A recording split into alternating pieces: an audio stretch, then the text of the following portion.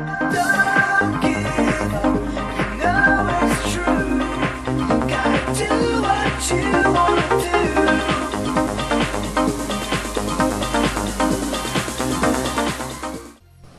So this is another important news piece. The heading states GST MSMEs to gain via better competitiveness. So straight away, let's get to the first point. The Goods and Services Tax (GST) is all set to enhance the competitiveness of the almost 5 crore micro, small, medium enterprises that account for 25% of employment, 40% of industrial output, and 45% of exports of the country. So like I said, when you compare it with the other industries and all those companies, I mean not agriculture, alright, and take the companies kind of things, the MSME employs the most, alright, they account for 25% of the employment. So, and when it comes to output, 40% has been the output that has been coming out of the MSMEs, alright, and 45% of the exports from the country is from the MSME sector, alright. So this you have to note for sure, alright. So you should remember these points. Do remember these points, very important. So I will say this once again. So MSME provides 25% employment and 40% of output and 45% of exports. So in order to make the Make in India initiative successful, now you know where you have to concentrate. Okay, alright, the MSMEs. So same line, same point. Now this by making them a part of organized commerce and offering them a level playing field, alright. So they will gain better if we are gonna streamline these people, alright. So if you're gonna offer level playing field, in the sense you provide them incentives and all that, so that they could compete against those large and huge established companies, alright. So when you're organizing them, this might lead to the full potential being realized from the MSME sector, alright. So just like there has been industries, for example in Trichy, in a place in Tamil Nadu where the BHEL company is located, there has been small companies, those small engineering firms that take care of foundry, that take care of all those mechanical parts, producing them, smelting them, and all those things which is related to engineering parts and machinery, alright. What they have formed there is a conglomerate. It's like an organization, alright, a chief organization and center that looks over all these small companies, alright. So when a huge order comes, alright, from another company, from a huge company, or from some foreign company, when the huge order comes, what they do is all these small companies together, alright, they divide their labor, alright, they finish the product, and it has been exported to whatever company that goes to, alright. So in this way the industrial output is happening, alright, and it is faster, and it is also much more cheaper. The point to note, it is really cheaper for those companies to lend out these things to the small companies here, and they have been organized.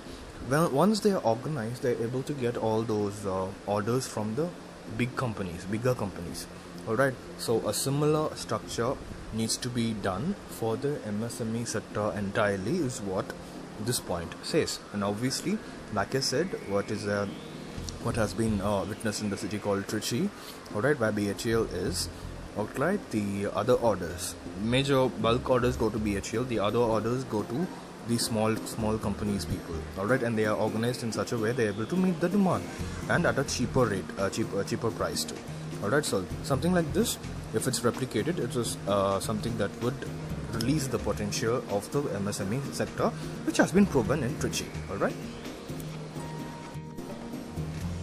The next point, A simplified tax structure and a unified market are the two great promises of GST, but the key benefits of MSMEs, a majority of whom are getting into indirect tax net for the first time, include lower freight costs, which is estimated to come down by 1.5 to 2%. Alright, so these are supposed to be the first positive for the MSMEs through the implementation of GST. So basically what they are saying here is you're gonna experience lower freight costs, meaning the cost that would incur on handling the goods, alright, the export and transport and all that. Is gonna reduce. Next point in this is the raw materials cost is gonna go down. Alright. So the raw materials cost is gonna go down by nearly 2% because of the central GST. So when it goes down by 2%, the raw materials cost, this will directly affect the micro, small and medium enterprises. Alright. So when this happens to the micro, small and medium enterprises, this will definitely affect them in the positive way. Alright. So and a lower tax burden. So the lower tax burden, these MSMEs need not pay high taxes because they have some sort of allowances under GST. These benefits will have a more significant effect on boosting the cost competitiveness of MSMEs. So all these benefits, the 1% there, the 2% here, the other percent there, will actually reduce the cost of the product that are produced by the MSMEs. So the cheap prices of the MSMEs will be useful, alright, when you're competing against the huge well-settled companies. Alright, so this will increase their competitiveness. Alright, a sector comprising tens of thousands of self-funded proprietary firms, private self-help groups, private cooperatives, khadi, village and koi industries. Alright, so all these industries are gonna get benefited by the implementation of GST. Self-funded proprietary firms, private self-help groups, private cooperatives, khadi, village and koi industries. So all these industries are gonna get benefited. Alright, so please note it down, the kind of industries that are gonna get benefited, and these are also the examples of the major MSMEs. Alright, so next point. The market base for MSMEs will grow as tax complexities of the interstate sales disappear. So there were always a sort of a complex structure in the previous tax regime when it comes to the interstate exports. Alright, so that under GST is gonna disappear now. Alright, so this is gonna make the trade between states much more easier, transparent and cheaper. Alright, so this will actually encourage more exports and more interaction of trade between states. Original equipment manufacturers and corporates will come forward to procure components, semi-finished and finished products from MSMEs. Understand?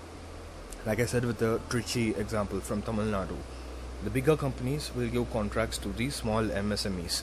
Alright, so because they are cheap as such. Alright, so because they are cheap for the components, for the small components and many other machine parts and all that, whatever it is. Alright, the bigger companies are going to give orders to the MSMEs, and this is going to get more prominent, or this is going to be encouraged more under the new GST regime.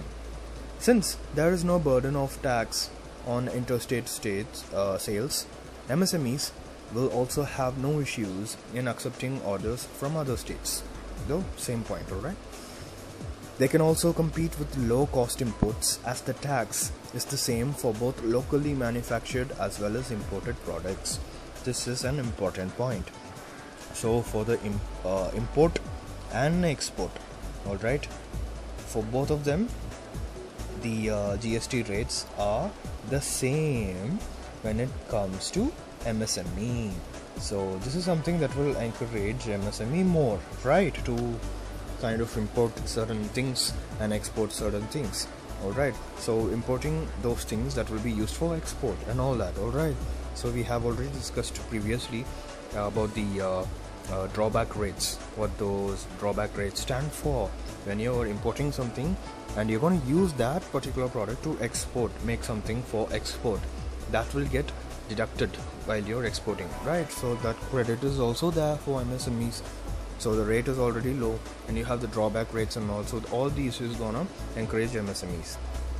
They can also compete with low cost imports, as the tax is the same for both locally manufactured as well as imported products. That's what I said. Especially those coming from overseas low cost producers. So low cost producers, when they are saying this, obviously they are referring to China, alright, countries like China. So getting low cost things from those people and reshaping them, or remodeling them and all that, and sending them abroad, alright, for exports. So that will encourage both ways, alright. So export from India is also encouraged, and at the same time the trade interaction with countries like China is also encouraged. So it's a win-win situation for both. GST treats sales and services as one and the same. Hence, there is no additional tax burden for MSMEs that operates on the sales and services model of business. Alright. So the MSMEs that actually kind of deal with sales as well as services. I told you services, those things that depend on, providing not actually tangible goods, alright, not physical goods, but they are providing you a service. Alright, an example for services in MSMEs, under MSME, alright, can be the local broadband providers, alright. You might not be familiar, but it exists in certain cities where the local broadband providers, like the local area providers, alright, they provide broadband with higher speeds in cheap rates, alright. So these people are actually service providers, alright. So when these people are providing the services, there is no confusion of whether you have to pay higher tax or lower tax for services. For goods, is it a separate tax and all that, alright. No confusion in that. It has the same tax, alright. So that burden is also not there. MSMEs will also enjoy ease of doing businesses, as there will be no complexities in registration. Centralized registration has now replaced multiple tax and registration rules in different states. So this is what GST is about, alright. There will be questions about GST for sure. So know that centralized registration has now replaced multiple tax and registration rules in different states. So there is no different rules existing in different states, and the problems that arise out of it now, alright. So directly you're going to register with the central government, so that will ease out all the confusion. There will be no or minimal physical interface of bureaucracy, as registration, payments, input tax credit, and tax liability adjustment, returns and refunds will now happen electronically. So it is fully digitized. This will bring transparency in compliance and will also reduce the compliance cost. So all the registration under GST, all the tax returns filing and everything is coming under the electronic wing, alright. So GST is completely digitized in this manner. So this is gonna reduce the bureaucratic hurdles, right? You needn't bribe certain officers to get work done, or give you priority or lessen the burden and all that. So no human is involved in this. This is completely digitized. So everything is happening electronically. So everybody is treated the same, and the confusion is also comparatively very, very less. Next, thus GST will allow flexibility in transfer of goods across states and reduce the cost of doing business for MSMEs. Alright, same point. However, the impact of GST on MSMEs will not be the same for all segments. Electrical equipment, for instance, is expected to benefit from lower freight costs and tax rates, while there may be no big positive impact for leather and footwear sectors that are facing stiff foreign competition. So this is a point you have to note. The latest GST is not in favor, alright, not in favor, for example, of certain things, certain industry, alright. For example, it's not in favor of the leather and shoe making industry, alright. And coincidentally, these are the industries that are facing stiff competition from the foreign players, alright. And what is actually gaining from this? The electronic based companies, the electrical equipment companies, they are actually kind of benefiting directly by the GST, alright. So that you have to note down some those sectors that are actually benefiting from GST and those industries that are not. All right. And next point, on the other side, the cost of compliance is a big issue for MSMEs that do not have enough specialized manpower, managerial bandwidth, access to facilitation services. So, the MSMEs that are too small, alright, those who do not have enough labor or manpower, they will have kind of a problem for complying under, to comply to the GST regime. GST registered organizations will have to file returns more often and regularly. So the tax filing should be done more often, alright? Not like the regular tax that can be filed on the set date from the date of transaction and all that, but this should be done more regularly. Only then you will be able to claim the tax credit. That is why.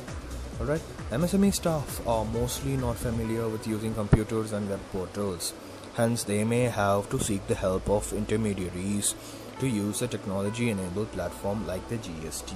So, the positives that are gained by the GST for the MSMEs is gonna be offset by their dependence on a second party or a third party that is gonna handle their electronic needs, in the sense how to file GST and all that, because not all of them are well educated and they know about the electronic media, and they know about internet and how to file the tax returns and all that, which is the entire point of the MSME in the first place. So those people will actually hire somebody else, and that is the cost you have to pay and all that, right? So this is about tax. Even rich people, even huge companies have an entire section, an entire department to handle these kind of things, and an army of chartered accountants to do that. But for MSMEs, this is going to be a problem right now. Alright, so if it is a problem for the big companies, just imagine the kind of problems MSMEs are going to face. Alright, next point. In this context, it is important that there is a hand holding for MSMEs in transitioning them to this new tax regime. There is also a need to educate MSMEs about the various provisions and compliance requirements under GST for MSMEs through seminars, conferences and training sessions.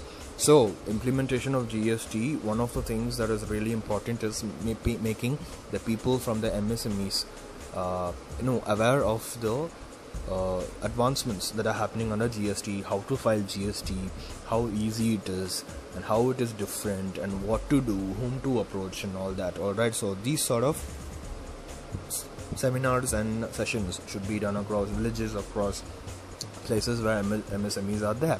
Alright, so this very much should be a part of GST implementation. If this is not done, don't expect them to come under the GST wing, and they will not be reaping the benefits what was discussed earlier. Alright, next point, the final point, customers will prefer to do business only with suppliers who are compliant. MSMEs will have to get used to regularizing the filings of their returns, as compliance will become a business imperative. Right, if you're compliant with GST, whenever you receive a bill from a shop that says that GST has been charged so much, so you're gonna know that the rates have actually been reduced or is going to be reduced in future. They're going to come back to you.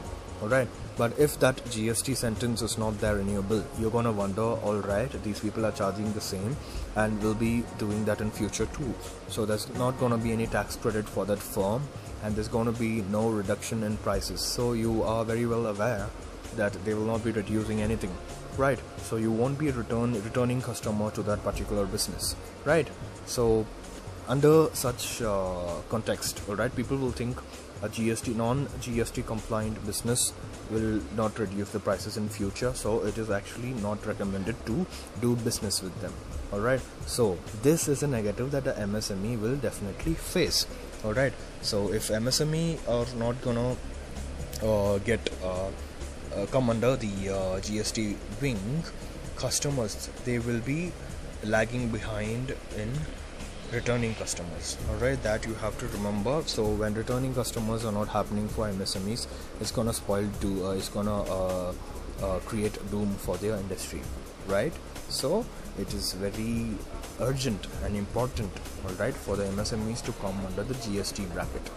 else the customers will fade away. The customer base of the MSMEs will fade away. Alright, that is the final point. These are the most important points in this news piece. Let's get to the next one. Next news piece, the heading says, all you need to know about graded surveillance measure. This is another huge news piece which is very important. You can expect questions from this, so do listen carefully and note down the points that has been shared. Alright. First point, the BSE website, Bombay Stock Exchange, alright, mentions a list of more than 900 companies that are monitored under the graded surveillance measure, designed by market regulator Securities and Exchange Board of India, SEBI. Alright. Here are more details about graded surveillance measure. So that will be a definite question. Graded surveillance measure. Alright, so graded surveillance measure, whom it is coming under. So it is coming under SEBI. The answer is SEBI. They might ask whether it's coming under RBI, they might ask whether it's coming under the Finance Ministry and all that. So the answer is SEBI. So this is something like pointers, alright, a very good piece. So they have answered it and they have actually compiled this news piece like questions and answers. Alright, so the first question, what is the graded surveillance measure? SEBI introduced the measure to keep a tab on securities that witness an abnormal price rise that is not commensurate with financial health and fundamentals of the company, such as earnings, book value, price to earnings ratio, among others. So what is this graded surveillance all about? It is about keeping an eye on the securities and shares and all that. Alright, if it suddenly dips down or suddenly goes up and all that, it will be indicated. Alright, so the people who actually own shares, this is kind of a warning system for them. Alright, so this graded surveillance measure is kind of a warning system for them when things are going too cool or things are going bad. Alright, so to basically let the shareholders and the people know the health of the company. Alright, next point, which is a question, why did SEBI bring in the measure? The answer, the underlying principle behind the graded surveillance framework is to alert and protect investors trading in a security which is seeing abnormal price movements.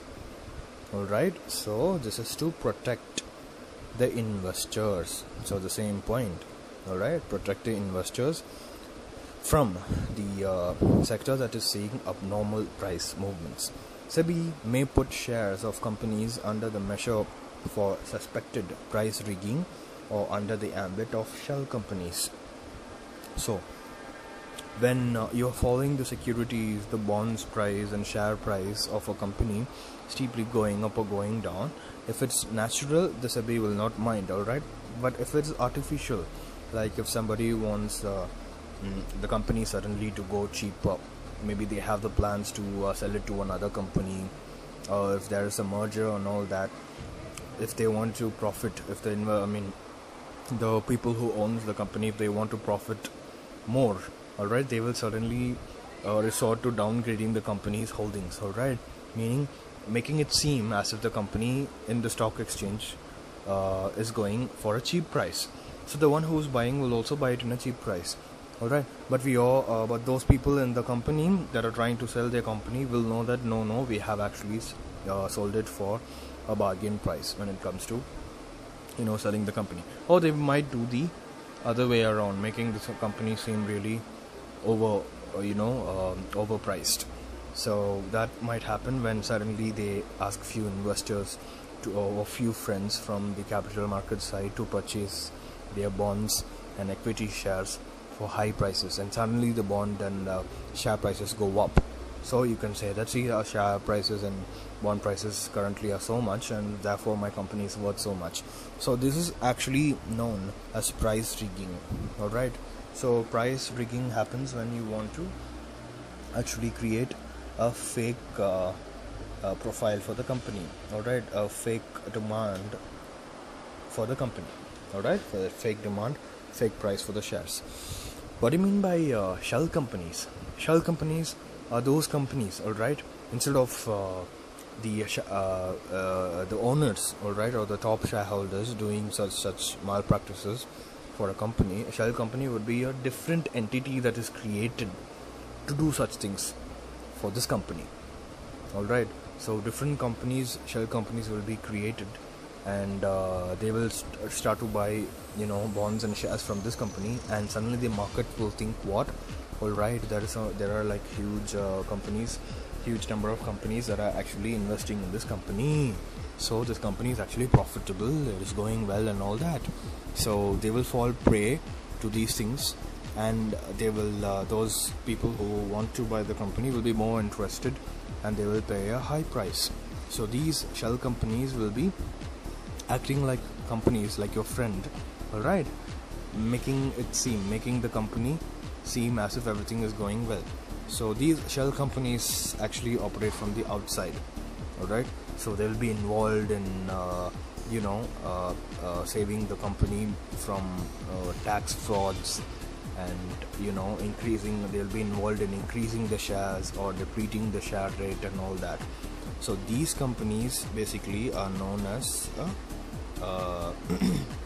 shell company. So they are basically non-trading firms formed as a part of like a special purpose vehicle they are. So they raise funds before starting operations, or they attempt to take over, or for going public they create some scenario, or as a front of an illegal business, alright. So all these things which can give a false image to the company, alright, any kind of false image, which is obviously the positive kind of thing for the company people, alright.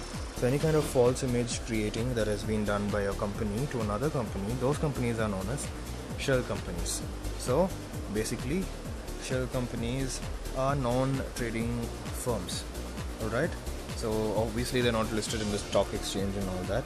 They're just involved in raising funds or starting operations for them, or attempting a takeover of another company, or they will be a company that is handling the illegal business of the main company.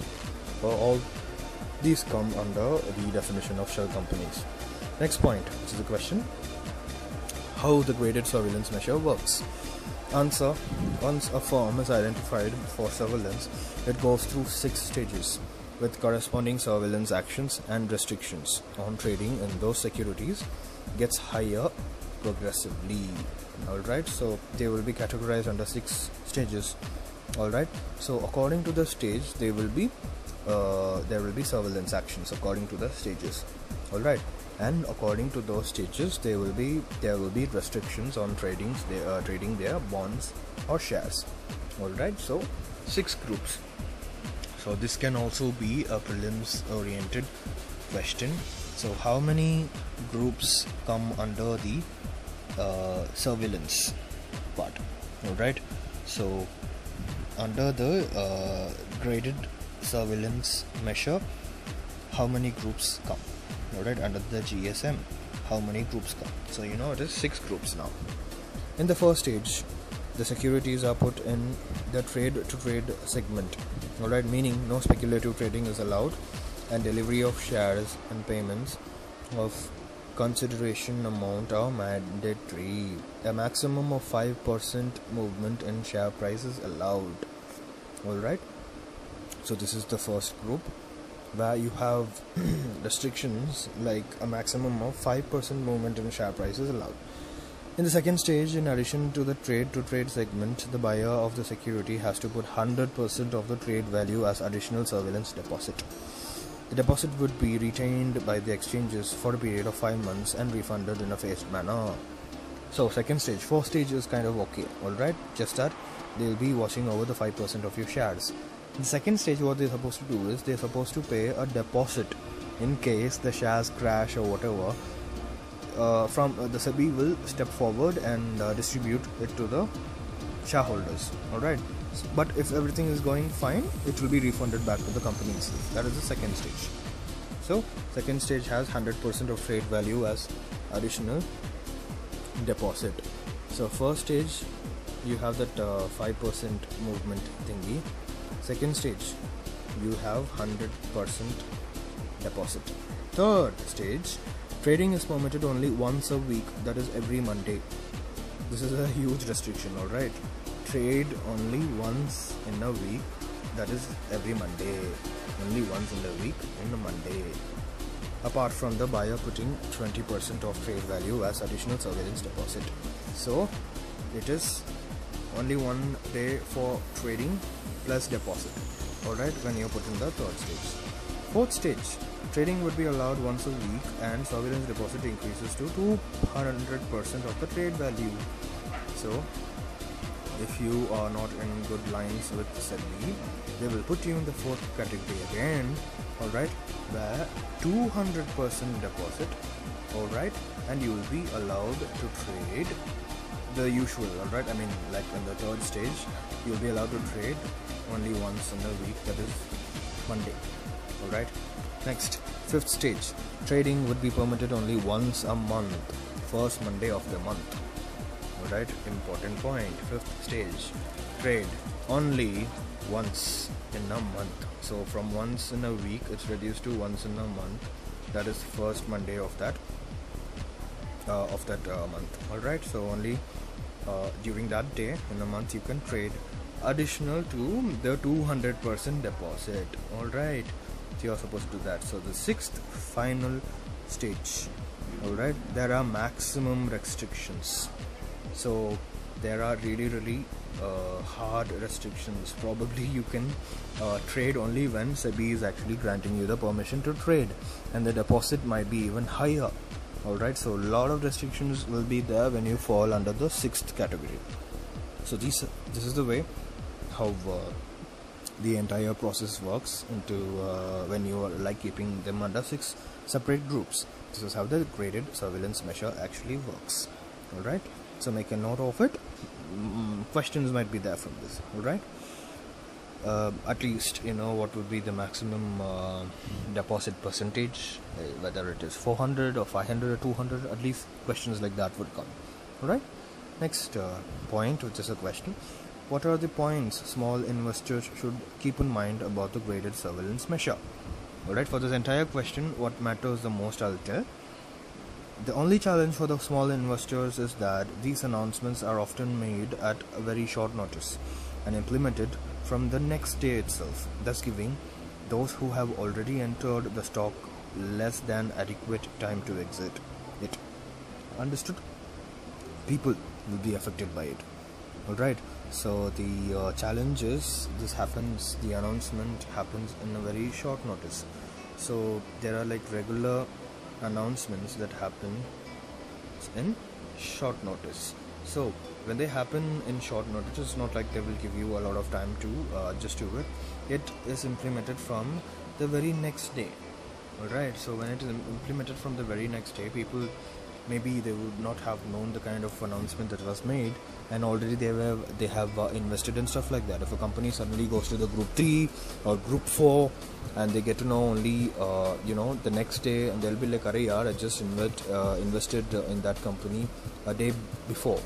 Alright, and now they have given the announcement, which is not fair. Alright, so that is the only drawback in this. Of course, there is also potentially another risk. For example, even if time is given, the stock might crash next day on the news, triggering the lower price circuit and leaving no exit opportunity. So when a news like this is announced, even the very next day, entire company's stock might crash. Alright, when the company's stock actually crashes, what happens? The one who has invested will actually lose everything, just because of the small mistake that he has missed the announcement. And the announcement is not like something that would be relayed all through 24 hours of the day. No, at one particular point of the day they might announce it, and if you're going to miss that by your bad luck, you're done for. Alright, and people come to know the next day that it has been placed under category 4, category 5 or category 6, then they are in trouble. Alright, so instant crash will be there. So when instant crash of the company stock happens, you know what happens to the investors. Alright, so but anyway, SEBI is doing these measures to actually prevent these things from happening. So with the deposit, probably they'll try to give the money back to the investors. Alright, so it has to be seen how it works practically. Alright, so this is the end of this news piece. So finally, we are moving to the last news piece. The heading says ESA invests rupees 280 crores in Vizag port facility. Iron ore handling to almost double. So this is the heading. The entire news piece is not important from UPSC perspective. I'm just gonna tell you the thing that is really important. Alright. ESA Vizag Terminal Limited (EVTL), the entity that backed 30-year concession from Visakhapatnam Port on design, build, finance, operate, transfer basis. So this is something you have to note down. Alright, so this is the important thing you have to note down, and that is design, build, finance, operate, transfer, DBFOT basis. Basically, the large infrastructure projects and all right are given to private players in under these bases. Alright, so getting onto the news, DBFOT basis has already ramped up iron ore handling capacity of the terminal from 25,000 tons per day to 70,000 tons per day by replacing and modernizing the conveyor belt and related infrastructure. So conveyor belt, you know, right? Those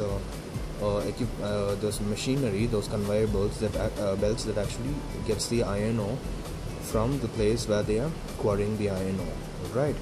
From the places where iron ore is present. So from directly from those places they'll get it, and sometimes from where the railway station ends. Alright, from there they will use a conveyor belt and they will transfer the iron, and it will bring it all the way to the port.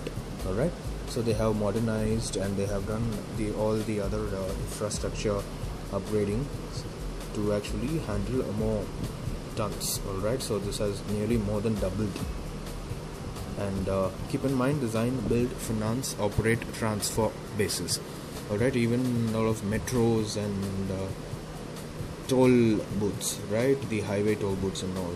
So they would actually design it, they will actually build it, they'll finance it, they'll operate. Alright, they'll operate for some duration, and after that they will transfer it to the government. Alright, so it is on a contract basis, and the government will purchase at the end of the contract. Alright, the said amount. So this is basically what DBFOT stands for. Alright, that you remember. So finally we are done with the news analysis from the business and economics perspective. Alright, I will see you in the next news piece. See you.